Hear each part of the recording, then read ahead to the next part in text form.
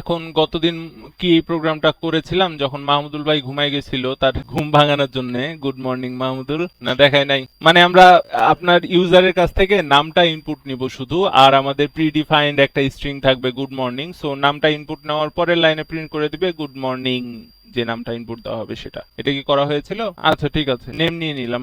Name সমান, তো আমাদের আলাদা করে হয়তো আর স্ট্রিং ডিফাইন করার দরকার নেই, অনেক অ্যাডভান্স মানুষজন আছেন। সো স্ট্রিং ডিফাইন করলাম না, সরাসরি বলে দিলাম যে আমরা এখানে ফার্স্টে প্রিন্ট করতে চাচ্ছি গুড মর্নিং। তারপরে আমরা কনকেটেনেশন লিখেছিলাম, সো প্রিন্ট করতে চাচ্ছি আমাদের যে নতুন ভেরিয়েবলটা নিলাম নেম, যার ভিতর ইনপুট নেওয়া হবে মানুষের নাম, সেটা। এটা তো কাজ করবে মনে হয় নাকি?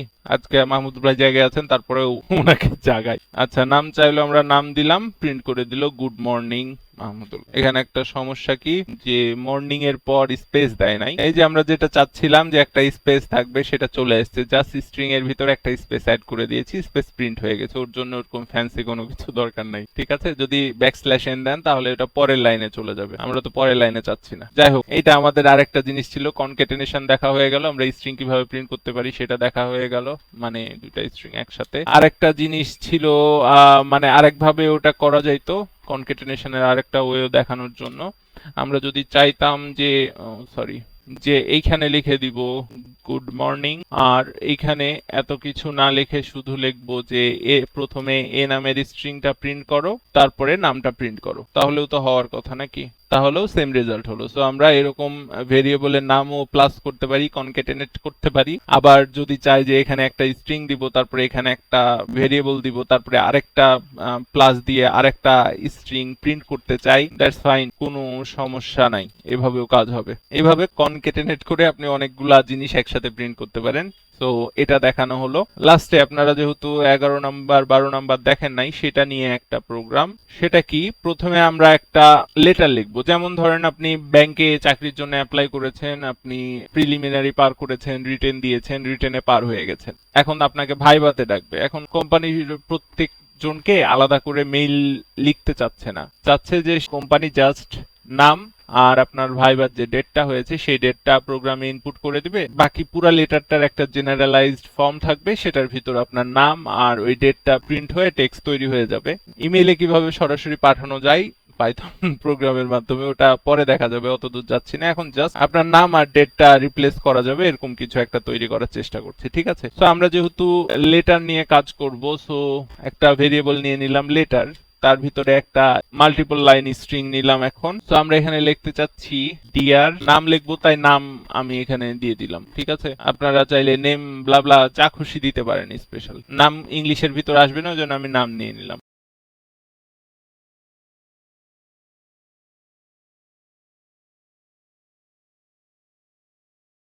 তারপরে আমরা এখানে একটা তারিখ ইনস্টল করব, সো তারিখ লিখে দিলাম, কারণ এগুলো আমরা রিপ্লেস করে দিব পরে, তো এটা যায় আসে না।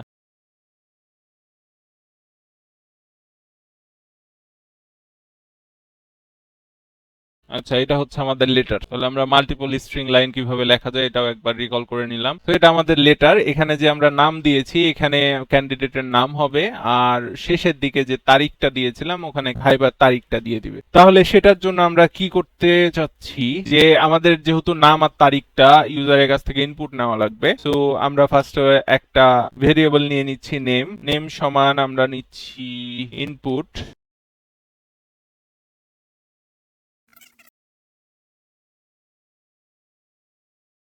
হ্যাঁ, আমাদের নাম আর ডেট ইনপুট নেওয়া হয়ে গেল। এখন আমরা চাচ্ছি যে যেখানে নাম লেখাটা আছে সেখানে, এখানে যে আমরা নেম ইনপুটটা নিয়েছি, যে ইনপুটটা নিলাম আমরা ইউজারের কাছ থেকে নামটা, সেটা এই নেমের জায়গায় চলে যাবে। সো সেটা রিপ্লেস করার জন্য আমরা কি করব, দুই ভাবে করা যায়, একভাবে আগে দেখাই। কারণ আমরা যখন এই স্ট্রিং এর ভিতর কোনো কিছু লিখেছি, আগেই বলেছিলাম যে হচ্ছে স্ট্রিং এর ভিতর কি আছে সেটা ততক্ষণ পড়বে না যতক্ষণ আমাদের এরকম কোনো একটা ক্যারেক্টার না আসবে। এটা মনে হয় 11 নম্বর 12 নম্বর ভিডিওতে দেখানো আছে। ব্যাকস্ল্যাশ এন যখন যখন আসবে তখন বুঝবে যে হ্যাঁ এখানে আমার ইন্টারাপ্টার এসেছে, এখন আমাকে কিছু একটা করা লাগবে। সো পরের ক্যারেক্টারটা কি আছে সেই হিসেবে কাজ করবে। তাছাড়া স্ট্রিং এর ভিতর আপনি নাম লিখেছেন না নেম লিখেছেন সেটা সে পড়ে দেখবে না, ঠিক আছে? তো স্ট্রিং এর ভিতর কোনো কিছু মডিফাই করার জন্য, চেঞ্জ করার জন্য 11 নম্বর ভিডিওতে আমি কিছু রুলস দেখাইছিলাম, কিছু ফাংশন দেখাইছিলাম। সেটা করার জন্য আমরা এইভাবে একভাবে করতে পারি যে লেটারকে প্রথমে ডাকবো, কালকে রচনা ব্যানার্জি ম্যাডামকে ডাকছিলাম, যাই হোক আজকে লেটারকে ডাকছি। লেটার ডট রিপ্লেস, আমরা যেহেতু একটা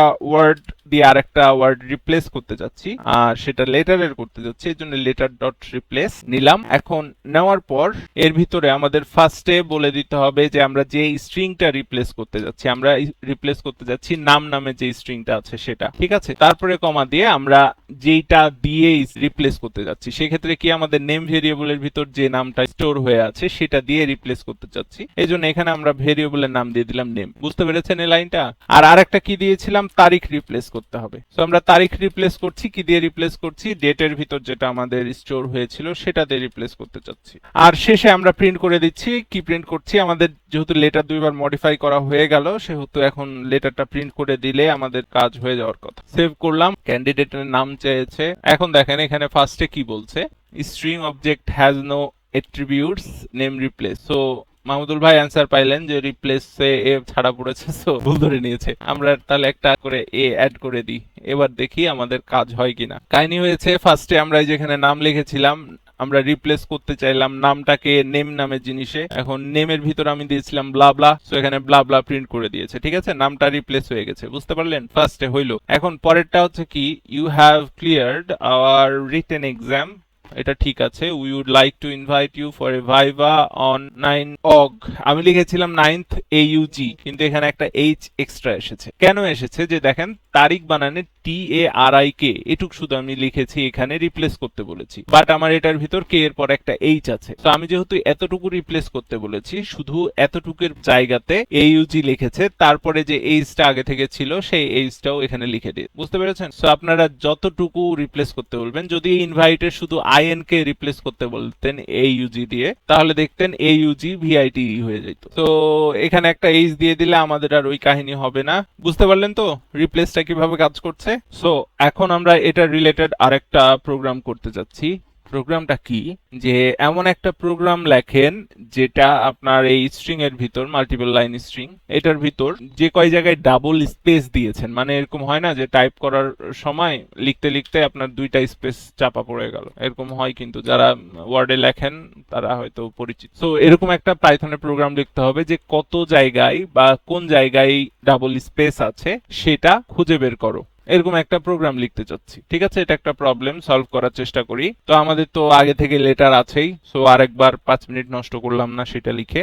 সো আমরা এখন কি করতে যাচ্ছি, ডাবল স্পেস কোন জায়গায় আছে সেটা খুঁজে বের করতে যাচ্ছি। এমনিতে তাকাইলে হয়তো খুব সহজে চোখে পড়বে না যে আমাদের ডাবল স্পেস কোথায় আছে, তো আরেকটা দিয়ে নি। সো এটার জন্য আমাদের 11 নম্বর ভিডিওতে আরেকটা জিনিস দেখাইছিলাম, সেটা হচ্ছে লেটার ডট ফাইন্ড, মানে ভেরিয়েবলের নাম dot find, find function string এর। তো সেটা একটু আরেকবার দেখে নেই।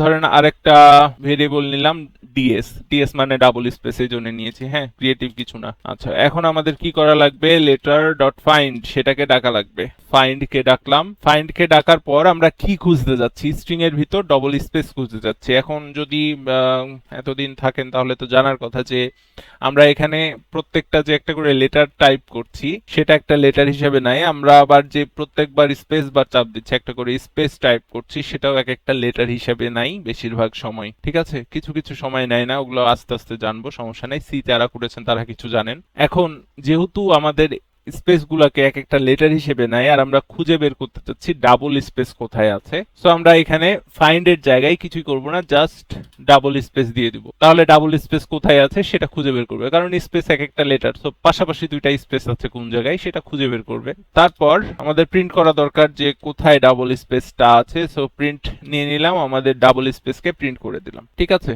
এখন দেখি এটা আমাদের কি কাজ করে, ভয় পেয়ে যায় না। হ্যাঁ এখানে দিয়েছে 62, আমরা জানতে চাইলাম যে ভাই ডাবল স্পেস কোথায় আছে সেটা বলো, কিন্তু এখানে দিয়েছে 62।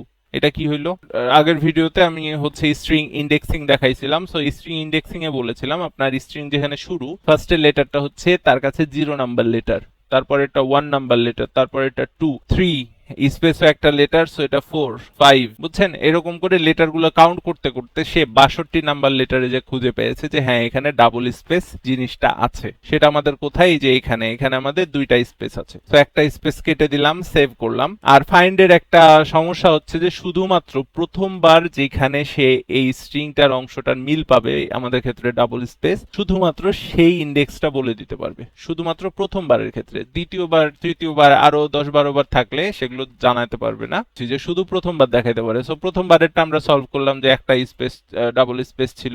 এখন সেটা রান করে দেখি, দেখেন এখন আর 62 দেখেন, এখন 115 দেখাইছে। তার মানে আমাদের পরের ডাবল স্পেসটা আছে 115 নাম্বার জায়গায়। বুঝতে পেরেছেন? এটা হচ্ছে ফাইন্ড এ লিমিটেশন, শুধু প্রথমবারটা দেখাইতে পারে। এখন আমি চাচ্ছি যে শুধু খুঁজলে কি হবে, কি আমাদের দুই জায়গায় জানা মতে ডাবল স্পেস আছে। আমরা চাচ্ছি যে আমাদের লিখার সময় ভুল হতেই পারে, তো যে কয় জায়গায় এরকম ডাবল স্পেস আছে সেই কয় জায়গায় ডাবল স্পেস গুলো সরাই দিয়ে আমাকে প্রিন্ট করে দেখাও। আমরা রিপ্লেস করে দিতে পারি প্রত্যেকটা ডাবল স্পেসকে সিঙ্গেল স্পেস দিয়ে। তো আর নতুন কিছু করার দরকার নাই, এখানে আমরা ডেকে নিলাম রিপ্লেস ভাইকে, তুমি রিপ্লেস করে দাও। কি রিপ্লেস করবা? ডাবল স্পেসটাকে রিপ্লেস করো। কি দিয়ে রিপ্লেস করবা? সিঙ্গেল স্পেস দিয়ে। ঠিক আছে, এই জাস্ট বলে দিলাম। এখন প্রিন্ট ডিএস করি। আমাদের কোথায় ডাবল দিয়েছিলাম? লাইক 2, এই যে লাইক 2 এর মাঝখানে এটার সমানই স্পেস আছে, তার মানে সিঙ্গেল স্পেস হয়ে গেছে। আর একটা দিয়েছিলাম উইল প্লিজ, এই যে এখানেও সিঙ্গেল স্পেস হয়ে গেছে, মানে এই ডাবল স্পেস গুলাকে সিঙ্গেল স্পেস দিয়ে রিপ্লেস করে আমাদের প্রিন্ট করে দিয়েছে। বুঝতে পারছেন?